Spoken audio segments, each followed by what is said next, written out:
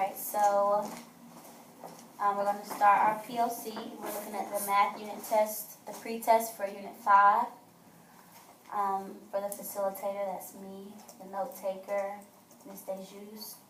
Timekeeper is Ms. J. And the focus monitor is Ms. Cole. Okay. Our norms, be prepared. What is the focus monitor? Just making sure everyone is focusing on task. Okay.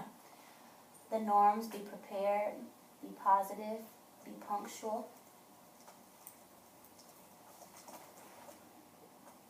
Okay, and so let's start by looking at the overall pre-test results. So like overall, how did students do? I guess we can start and go by each teacher. Do you want to go by numbers or just overall, like score, like Like each overall question? score. I guess we can start like generally like overall score. How did students do? Mine did not do well at all. You have a certain percentage or? Okay, okay. And this is your pre, correct? Pre-test. Issues. Yeah, same thing, didn't do at all. I have a lot of 0%. And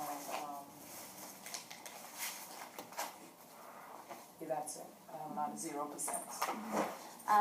The majority of my students were below expectation. I had one who met.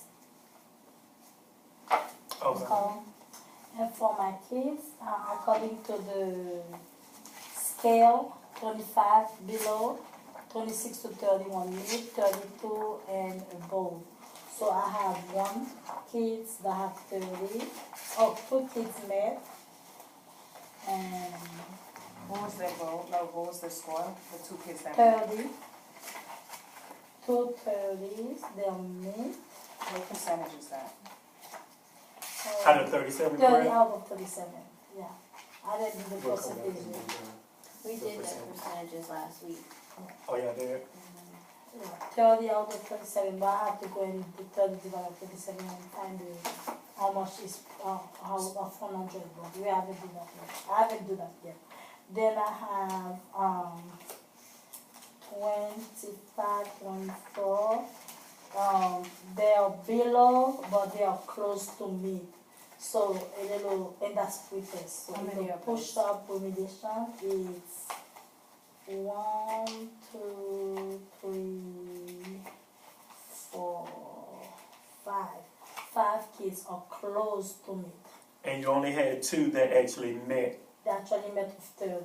So the rest of the class is And the below. rest is 17, 1, 2, 3. So below. Okay, so you have 2 kids that met, 5 kids that's Four, close to mid, and the rest of them below. How many kids do you have altogether? 6, 7. Ms. Cole, how many kids do you have That's altogether? 8, 9, Okay, she did. 10, 11. 11 or below. Or below, like 3, 4, 17. Well, when you say below, those students who are close to meeting, they're still below, right? Like they're Yeah, just on the below. higher end of the scale, so they're the still, borderline. so So they're they're still part of that below. 11? Yes. Huh? No, the kids that were close, they were like 24, 25. Well, those are still, Ms. Cole, those are still They're below. still below, but They're still Right, below, so they're still only the below. below ones? Yes. So you got 16 below. 23. So 16 below.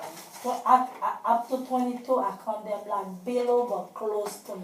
But they're still considered below based on those Yeah, guidelines that we yeah. sent. So then you have 16. 16 Yes, below. Okay. yes. All And right. then the rest are below because they are like 17, 14, 13. Let me see how much is that.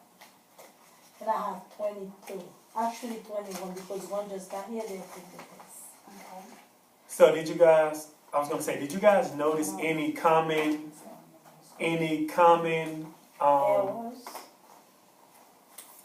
well, most of your students scored below, not proficient on the assessment as expected, being a pre-assessment.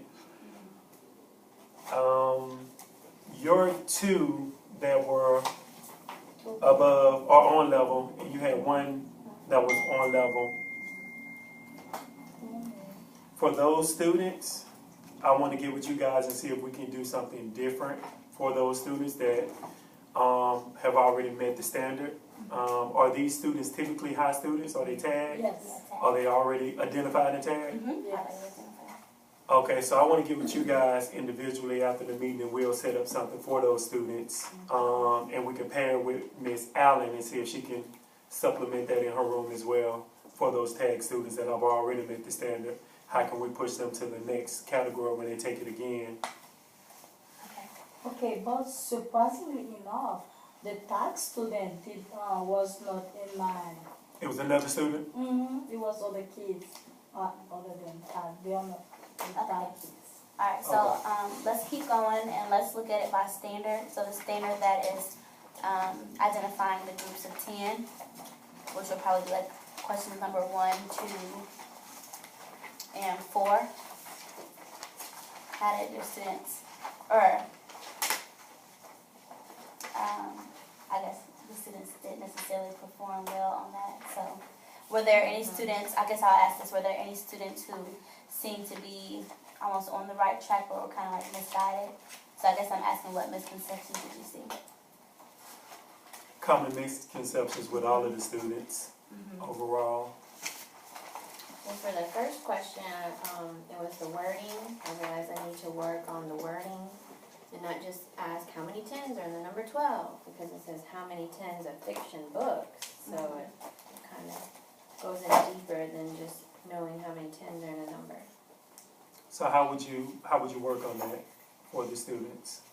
What would that look like? I would question them differently. So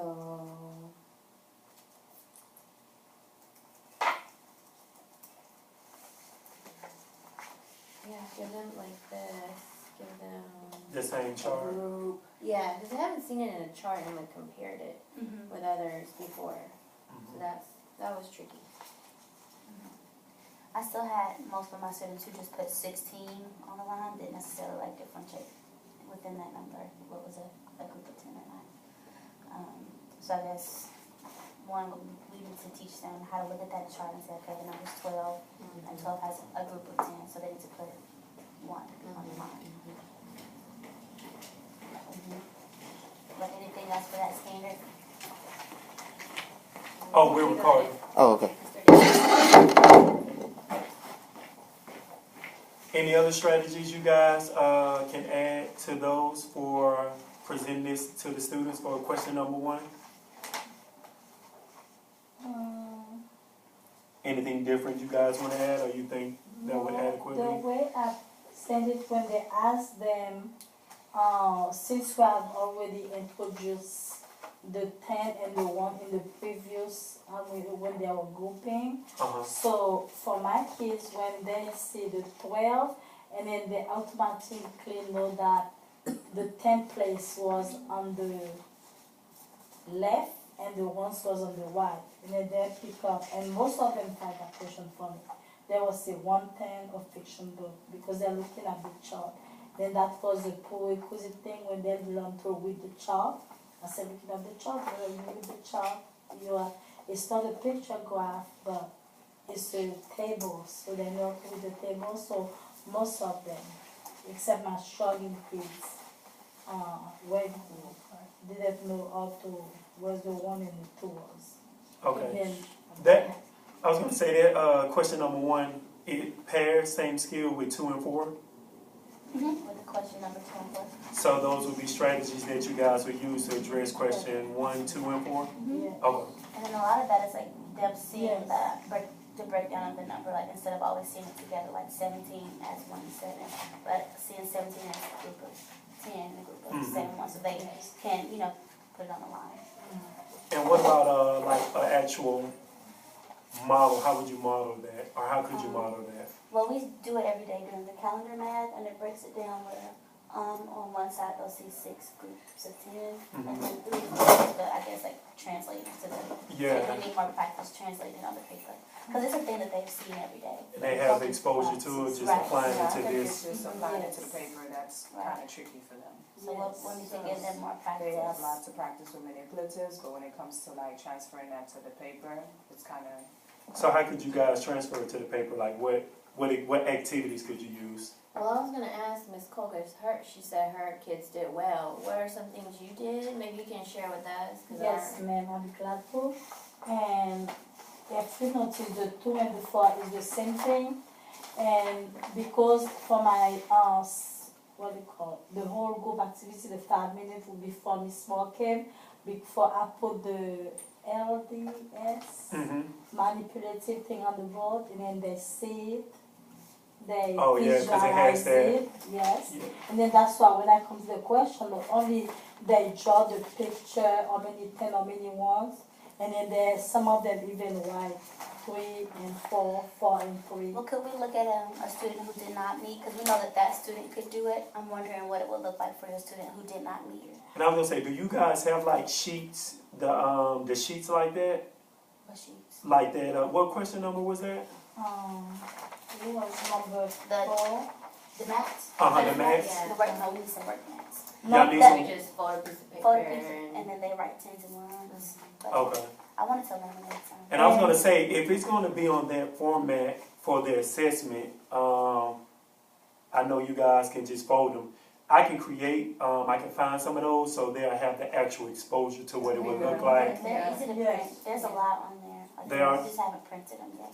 That would be nice if you What are they called? work mat, place value work mats. since Okay. why do we work? Yeah, I would definitely, and I know it's easier to do that Yeah. paper, but having them that exact same format, they're getting them used to that, so they have that exposure to it. And also, I was going to add it, beside the strategies, after when I did the LDS, on the computer, then when they come, they have their individuals.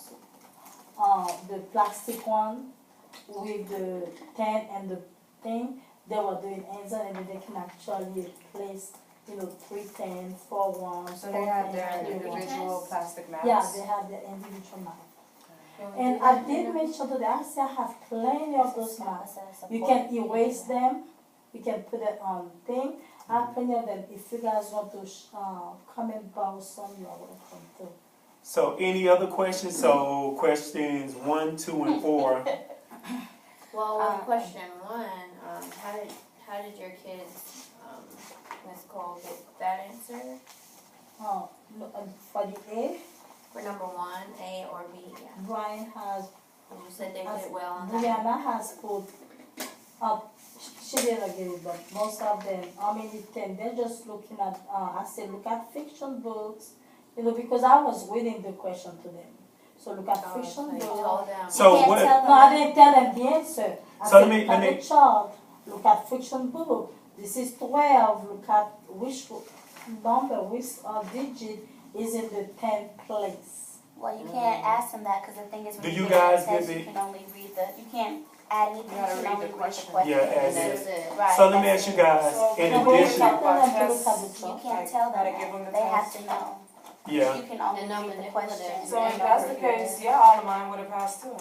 yeah, just reading it because you want them, that's the only thing they have when they take the post test. Right. But misconceptions, we wanna try to identify misconceptions that's common because you had 2 students, you had 1 student, so overall, the students did not do well on it. Right. So we identified, for which standard was that? Questions 1, 2, and 4, 1, 2, and 4. that's NVT 2? right.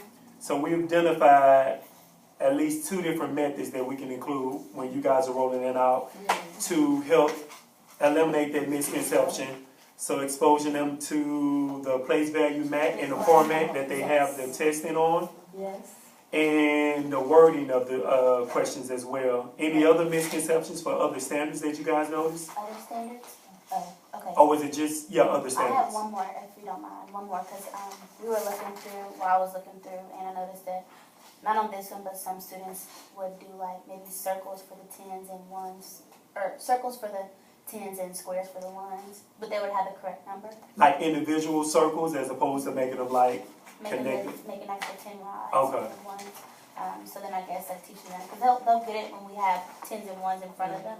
But, you know, when it comes to the writing on the paper, we need to give them more practice with writing on the paper. And I would explicitly just, make sure that I reinforce that with every lesson. Make sure you guys, when we have